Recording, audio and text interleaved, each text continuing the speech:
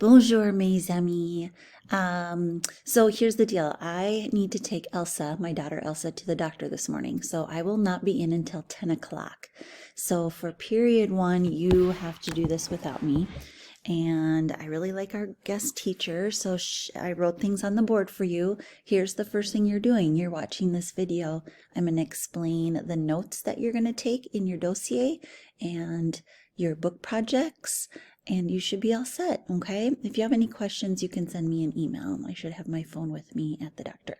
So here is what we're doing first. I need you to go in your dossiers and find this page that says Grammar Practice, les notes. Okay, now pause the video at any time when you're like searching through your dossier, right? Because I'm going to keep talking, but you pause the video and get yourself set up. Okay, so once you find these notes, there's a couple things that we're learning today.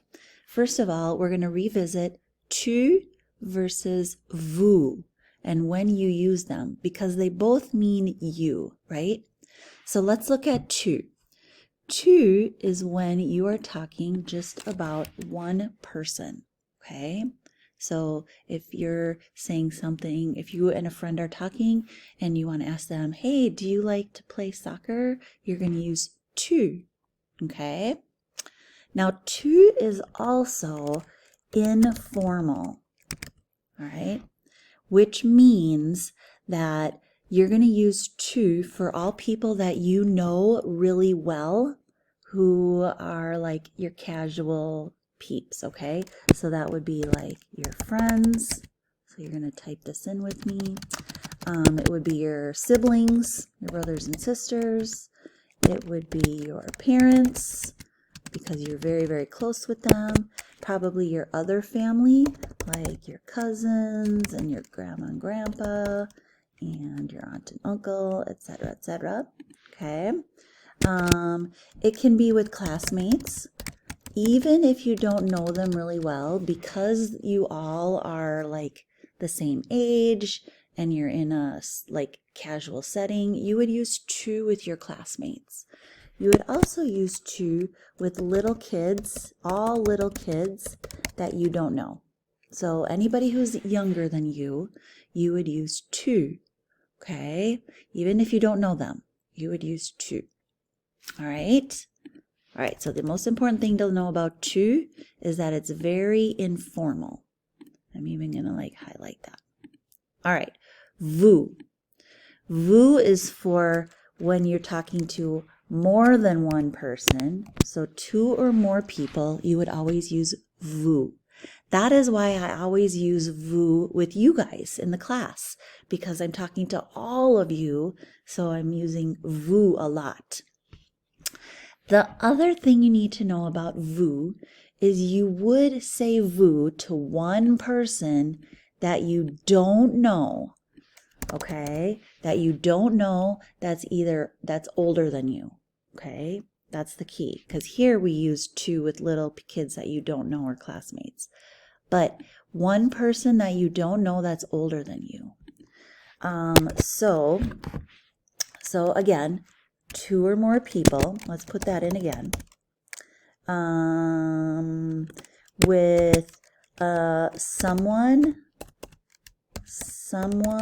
you do not know, and specifically older. So like, let's say you go to Target and you're checking out and you're want to ask them like, did you get the sale price on that? Or you're at a restaurant and you want to ask the server, do you have chocolate cake for dessert? You would always use vous, okay? Then you would use vous with someone who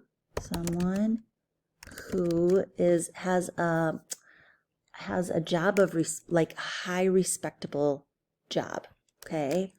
High respect, like, oops, that's my alarm. Like a doctor, a pastor or a priest, or let's just put religious, a religious person, like your boss,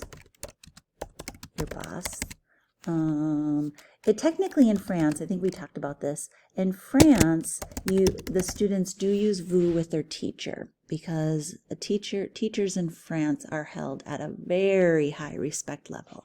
Now, you and me, we don't have to use vous with each other. You can do whatever you want with me. You could say tu or vous. Okay? So, repeat. Tu is for one person, and it's very informal. Okay? Vous is for two or more people, or one person you do not know. Okay? All right, let's move on. Negatives. All right, this is a big day. We're going to talk about negatives. Negatives is when you do not like or do or want something, okay? It's all the nots. I don't like pizza. I don't like to play soccer. I'm not going to the mall this weekend because it's too crazy. I like whatever your not is, okay? Here is how it works. First, you have your pronoun, like je or tu or il or elle. Then you put a ne. Then you put your verb, conjugated, of course. And then you put pas. So really what it is, it's the ne and the pas that goes around the verb. Okay? So for example, let me do a sentence here. Let's just do a simple one. I don't like chocolate. So first we do our pronoun, je, and then we do ne, and then we do our verb conjugated, aime, because it's je and aime with an e, and then we do pas, je n'aime pas, and then I'm going to do something kind of crazy. We're going to talk about this later, but I'm going to put a de in here. Don't worry about it. And then chocolat. Okay? Now, one thing I'm going to fix. See how this is a vowel and this is a vowel? Remember how the French don't like that? So what we're going to do is we're going to get rid of that guy and we're going to put apostrophe. Now it's je n'aime pas de chocolat. Okay? Let's do one from our unit. How about he doesn't play soccer? Okay? He doesn't play. And we know the verb for play. It's jouer. So il, and then we have ne, and then we have our verb jouer, but I need to conjugate it for il. And then pas comes next. Il ne joue pas. Il ne joue pas de foot or football. Okay, now again, don't worry about this vous. We're going to talk about it, don't worry about the de. We're going to talk about it later. Il ne joue pas de football. Okay. All right, so I have a ne, I have a pas, and my verb is in the middle. All right, how about we don't watch TV on Mondays. Okay, we, nous. Okay, now we have ne. And then watch. Remember from yesterday, our little quiz? It was regarder. So we have to do regardons because the nous goes with on. Okay. Nous ne regardons pas la télé. And then we're going to do nous ne regardons pas la télé. Let's just leave it at that. We don't watch TV. Let's just make it simple. Okay? Just to focus on ne pas around the verb. Okay? So all you need to know really is this. You have your verb and the ne and the pas go around it. And that means don't. Okay? Or not. All right? Okay, last one. We learned all these places, right? Like à la piscine, au musée. Okay? And there's two different ones. There's au, and then there's à la. Okay? O is for masculine, so masculine places. What we're doing is we're doing this. A means at. Le means the. Now when you put a and a le together, we can't say a le. For some reason, that's not a French thing. So what it is, it's O. Okay? At the becomes O. So like, for example, a masculine place is au musée or au restaurant. Okay? Or au zoo. All of these are masculine places. Why? Nobody knows. They just are. All right? Feminine places. At this the is for feminine, stays the same. Now, you're probably thinking this is so weird. Like, why isn't a le just a le? And if a la is a la? And I don't know. Nobody knows. It's just the way it is. That's just language for you. So a la stays a la. So a feminine place is a piscine, a pool. So it stays a la piscine. A feminine place is a beach. A beach is feminine, la plage. So it's a la plage. Okay. A feminine place is a party. Party is feminine.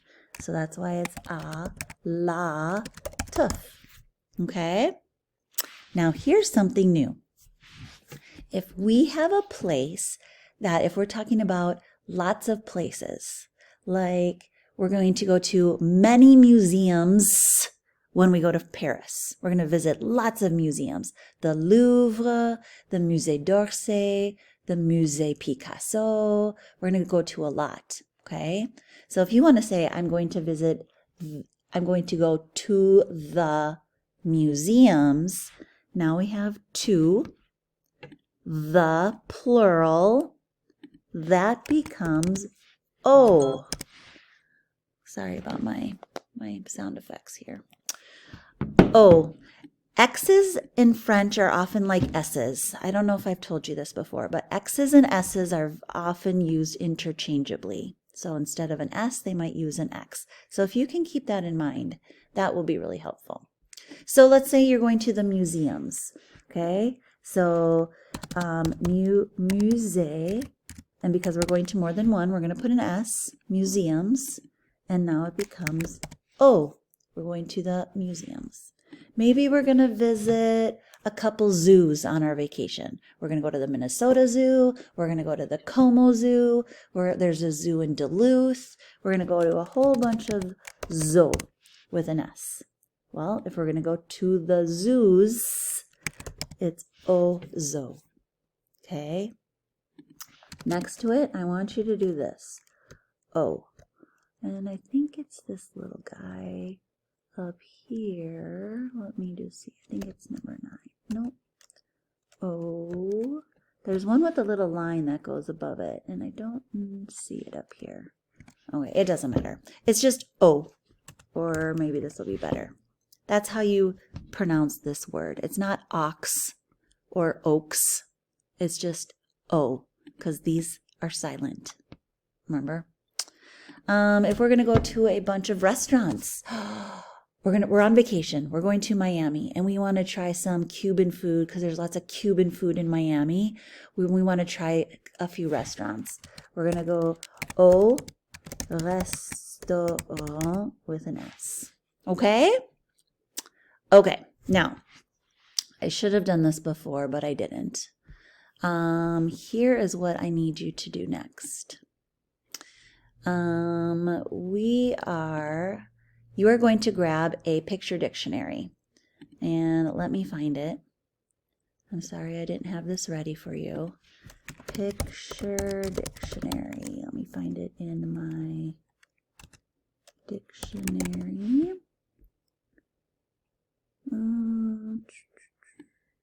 Let's see here. Sorry guys. There we go. Okay, So at the front of the room on my little stand-up desk, you're going to see this paper. Your next step is to go get your book, and in on Canvas, there's a link where I